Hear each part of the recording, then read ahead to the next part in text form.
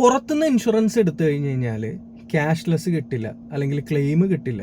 ഇതൊന്നും അല്ല എങ്കിൽ ഷോറൂമുകാർ വർക്കുമായിട്ട് ബന്ധപ്പെട്ട് അത് ഡിലേ ചെയ്യും എന്നൊക്കെയുള്ള കാര്യങ്ങൾ നമ്മൾ പലരും പലപ്പോഴായിട്ട് കേട്ടിട്ടുണ്ട്. അപ്പോൾ ഇതൊക്കെ സത്യമാണോ? അല്ലെങ്കിൽ പുറത്തുനിന്ന് ഇൻഷുറൻസ് എടുത്താൽ നമുക്ക് ക്യാഷ്ലെസ് കിട്ടില്ലേ? നമ്മൾ റീഇംബേഴ്സ്മെന്റിലോട്ട് പോയിട്ട് കാശ് നമ്മൾ കയ്യിൽ നിന്ന് അടച്ചിട്ട് പിന്നീട് കാത്തിരിക്കേണ്ടി വരുമോ? അല്ലെങ്കിൽ നമ്മുടെ വർക്ക് ഇവർ ഷോറൂമിൽ നിന്ന് ഇൻഷുറൻസ് എടുക്കാത്തതുകൊണ്ട് വലിപ്പിക്കുമോ എന്നൊക്കെയുള്ള കാര്യങ്ങളുടെ ഒരു സത്യാവസ്ഥയെക്കുറിച്ച് സംസാരിക്കാനാണ് ഇന്നത്തെ വീഡിയോ ഞാൻ ചെയ്യുന്നത്. എൻ്റെ വിൻസർ ഇന്നലെ ക്ലെയിം ചെയ്ത് കഴിഞ്ഞ് നമുക്ക് വണ്ടി കിട്ടി. സോ അതിൻ്റെ ബേസിസിലാണ് ഞാൻ സംസാരിക്കാൻ പോകുന്നത്. പക്ഷേ ഇതൊരു ജനറൽ ആയിട്ടുള്ളൊരു കാര്യമാണ്.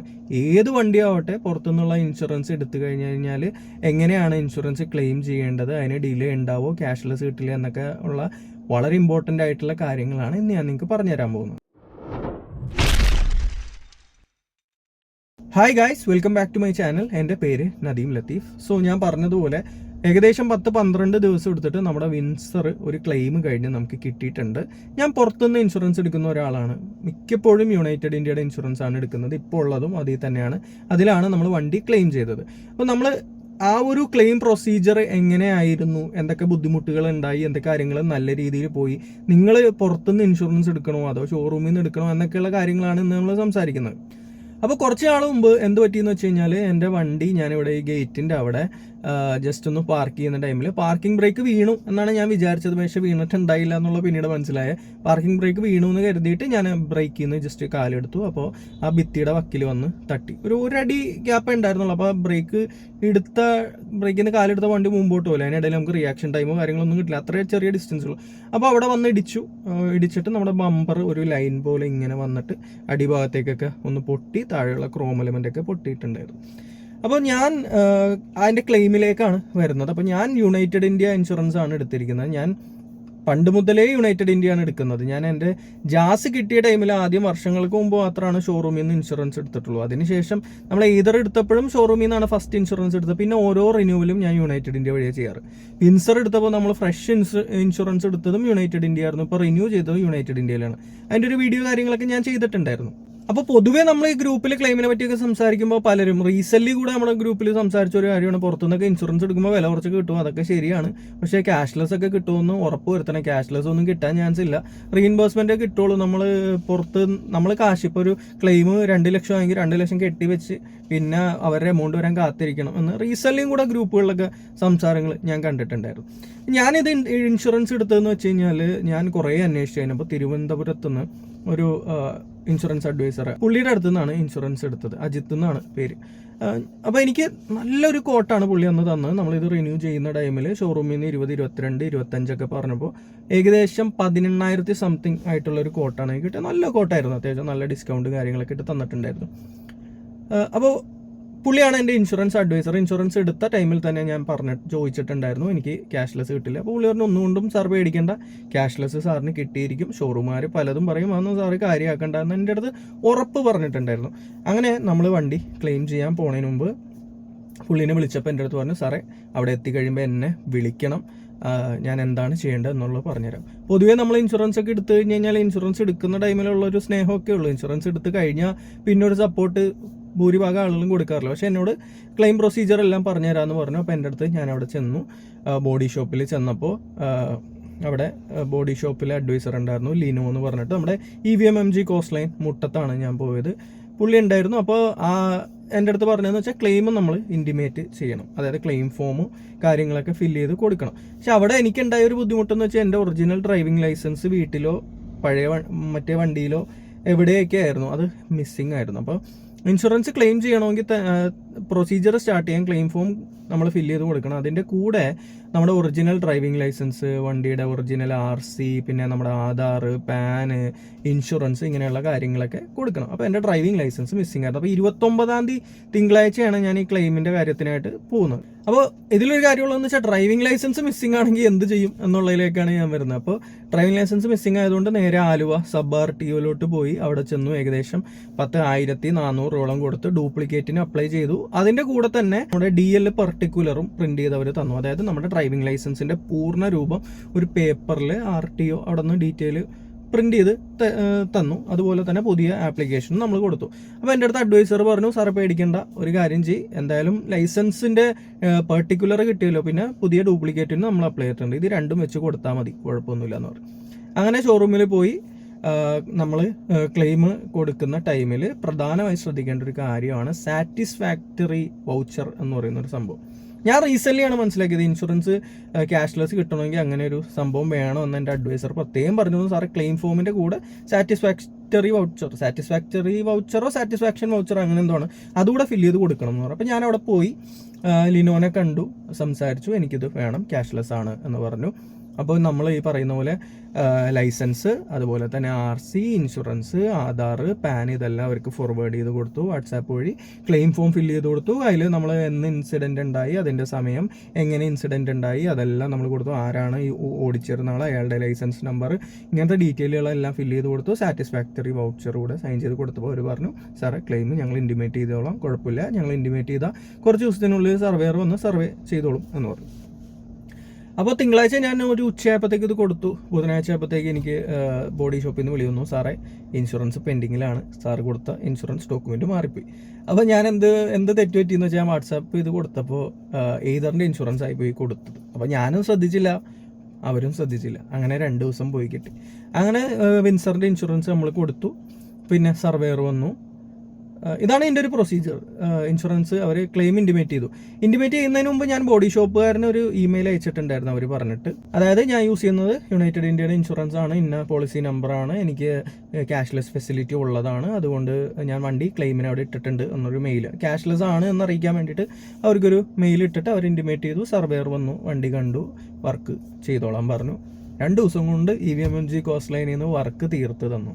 അതായത് ബമ്പറിന് എന്തൊക്കെ പ്രശ്നങ്ങളുണ്ടായിരുന്നു അതെല്ലാം തീർത്ത് അവർ അത് ചെയ്തു തന്നു. അപ്പോൾ അവിടെ ക്രെഡിറ്റ്സ് ഞാൻ ഒരു ഷൗട്ട് ഔട്ട് കൊടുക്കേണ്ടത് ബോഡി ഷോപ്പ് മാനേജറായിട്ടുള്ള അർഷാദ്, അതുപോലെ തന്നെ അവിടെ വർക്ക് ചെയ്യുന്ന ബോഡി ഷോപ്പുമായിട്ട് റിലേറ്റഡ് ആയിട്ടുള്ള അഡ്വൈസർ ആയിരിക്കണം ലിനോ.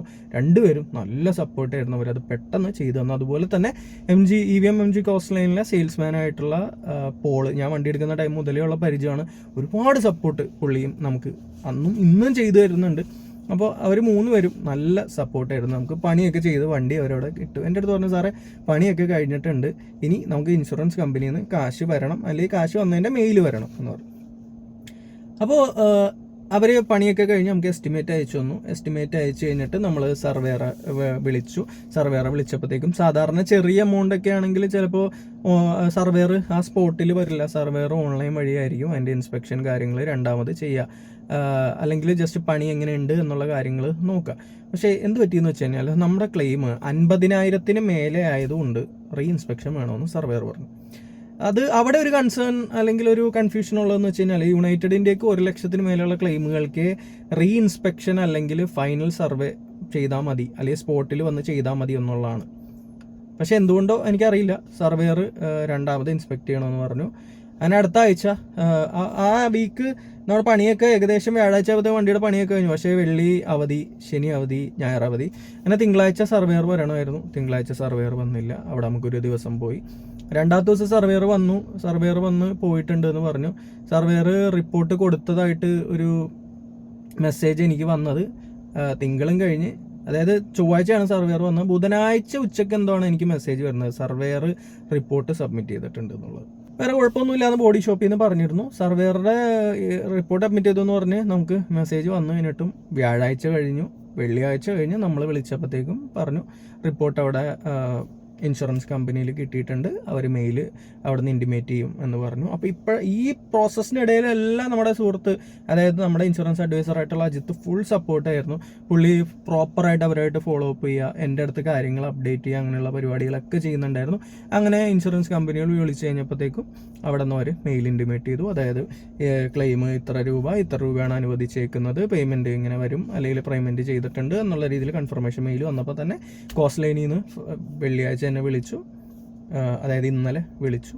ഞാൻ പോയി വണ്ടി നോക്കി, പണിയെല്ലാം ചെയ്ത് ഭംഗിയായിട്ട് വെച്ചിട്ടുണ്ട്, വണ്ടി എടുത്തുകൊണ്ട് പോന്നു. നല്ല നമുക്ക് ഒരു വീക്ക്, പിന്നെ ഒരു 10-12 ദിവസത്തോളമാണ് നമ്മൾ എടുത്തത്. 29-ാം തീയതി തിങ്കളാഴ്ച നമ്മൾ വണ്ടി കൊടുത്തു. നമുക്കിപ്പോൾ ഇന്ന് എത്രയായി, 9-ാം തീയതി നമുക്ക് വണ്ടി കിട്ടി. സത്യം പറഞ്ഞാൽ ഇതിനിടയിൽ 2 ദിവസം എൻ്റെ മിസ്റ്റേക്കാണ്. ഞാൻ ഇൻഷുറൻസ് ഡോക്യുമെൻ്റ് കൊടുത്തത് മാറിപ്പോയതുകൊണ്ട്, ഒരു ദിവസം സർവേർ വരാത്തതുകൊണ്ട് അങ്ങനെ 3 ദിവസം പോയി. സർവേറുടെ റിപ്പോർട്ട് അവിടെ എത്തി വരാൻ പിന്നെ ഒരു 2 ദിവസം എടുത്തു. അപ്പോൾ അവിടെ മാത്രമാണ് നമുക്ക് കുറച്ച് ഡിലേ വന്നുള്ളൂ. അതല്ലാതെ വളരെ സ്മൂത്ത് പ്രോസസ്സായിരുന്നു. എല്ലാവരുടെ അടുത്തുനിന്നും നല്ല സപ്പോർട്ടായിരുന്നു. നമ്മുടെ ഇൻഷുറൻസ് അഡ്വൈസർ ആണെങ്കിലും നമ്മുടെ ബോഡി ഷോപ്പ് മാനേജറും അവരൊക്കെ ആണെങ്കിലും നല്ല സപ്പോർട്ടായിരുന്നു. ഞങ്ങളുടെ വണ്ടി നമുക്ക് ഇറക്കി തന്നു. അപ്പോൾ ഇതിൽ എനിക്ക് ആകെ വന്ന ചിലവെന്ന് പറയുന്നത് 1000 രൂപയാണ്. അതായത് ക്ലെയിം എക്സസ് എന്നാണ് അതിനവർ പറയുക ഇൻഷുറൻസ് ടേംസിൽ. നമ്മൾ ക്ലെയിം ഫീ എന്ന് പറയും. അപ്പോൾ എൻ്റെ അടുത്ത് 2000 രൂപയാണ് ഇൻഷുറൻസ് ക്ലെയിം ഫീ പറഞ്ഞിരുന്നത്. പക്ഷേ ഇന്നലെ അവർ ആ മെയിൽ ഇൻറ്റിമേറ്റ് ചെയ്ത് കഴിഞ്ഞിട്ട് അവരെനിക്ക് ഫൈനൽ എമൗണ്ട് പറഞ്ഞപ്പോൾ വെറും 1000 രൂപയുള്ളൂ. ഞാനൊരു 2000-2500 ഇനി അതിന് മേലേക്കൊക്കെ. പിന്നെ ബമ്പർ ടു ബമ്പറാണ്.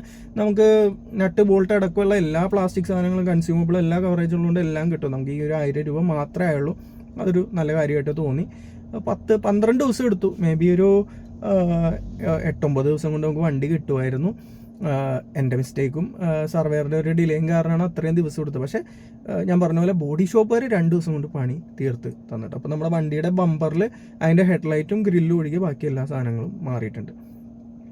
ഇതാണ് അതിൻ്റെ ഒരു ക്ലെയിം പ്രൊസീജിയർ. അപ്പോൾ നിങ്ങൾക്കൊരു ക്ലെയിം വരികയാണെങ്കിൽ നിങ്ങൾ ആദ്യം ചെയ്യേണ്ട കാര്യം നിങ്ങളുടെ പ്രോപ്പറായിട്ടുള്ള ഡോക്യുമെൻറ്റ്സ് എല്ലാം നിങ്ങൾ ഏത് ബോഡി ഷോപ്പിലാണ് വർക്ക് ചെയ്യുന്നത് അവിടെ സബ്മിറ്റ് ചെയ്യുക. അവരെ കൊണ്ട് ക്ലെയിം ഫോം നമ്മൾ എന്തായാലും ഫില്ല് ചെയ്ത് കൊടുക്കണം. അതിൻ്റെ കൂടെ സാറ്റിസ്ഫാക്ഷൻ വൗച്ചറും അവരെ കൊണ്ട് ഫില്ല് ചെയ്യിക്കണം. അവരോട് പ്രത്യേകം ഇൻഫോം ചെയ്യണം ക്യാഷ്ലെസ് ആണെന്നുള്ളത്. മേ ബി ഒഫീഷ്യലാക്കാനായിട്ട് നമുക്കൊരു മെയിൽ ഇട്ട് വെക്കാം. ഈ ക്ലെയിം അവരവിടെ നിന്ന് ഇൻറ്റിമേറ്റ് ചെയ്ത് കഴിയുമ്പോൾ ഇൻഷുറൻസ് കമ്പനി ഒരു അഡ്വൈസറെ നിയമിക്കും. അഡ്വൈസർ അല്ല, ഇൻഷുറൻസ് കമ്പനി ഒരു സർവേറെ തീരുമാനിക്കും.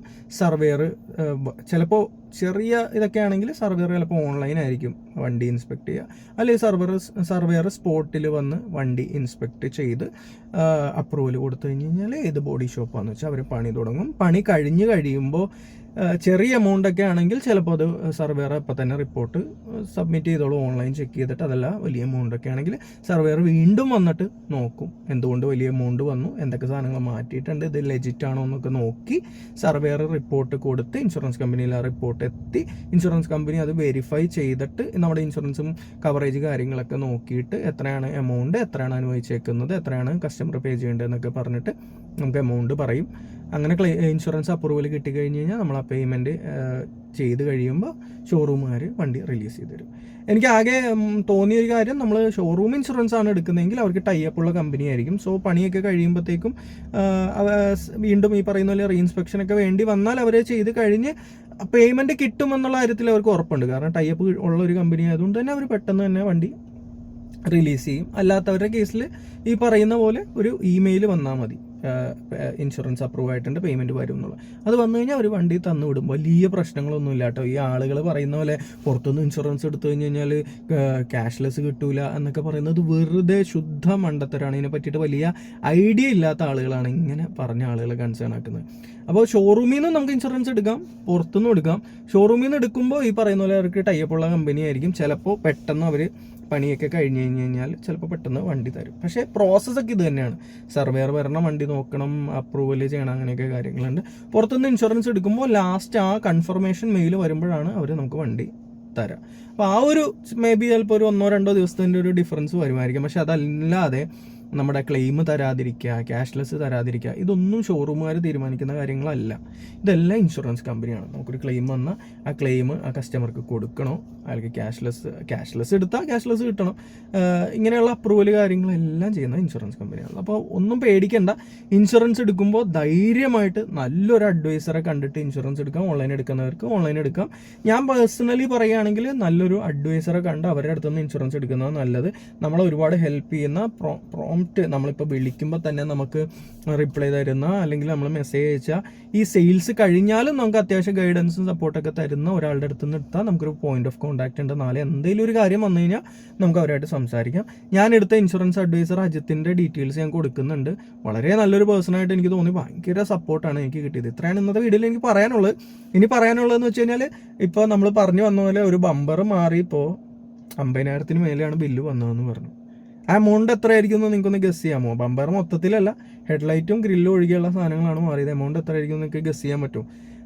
അടുത്ത വീഡിയോയിൽ നമ്മളത് പറയുന്നതായിരിക്കും. അതായത് ഈ ബമ്പറിന് മാറ്റാനായിട്ട് എത്ര രൂപയായി, ഓരോ എലമെൻറ്റും എത്ര രൂപയായി എന്നുള്ളത് ഞെട്ടാൻ MG ഓണേഴ്സ് ആയിട്ടുള്ളവർ റെഡി ആയിട്ടിരുന്നു. ഇത്രയും പറഞ്ഞുകൊണ്ട് വീഡിയോ വൈൻഡപ്പ് ചെയ്യാണ്. പോയി.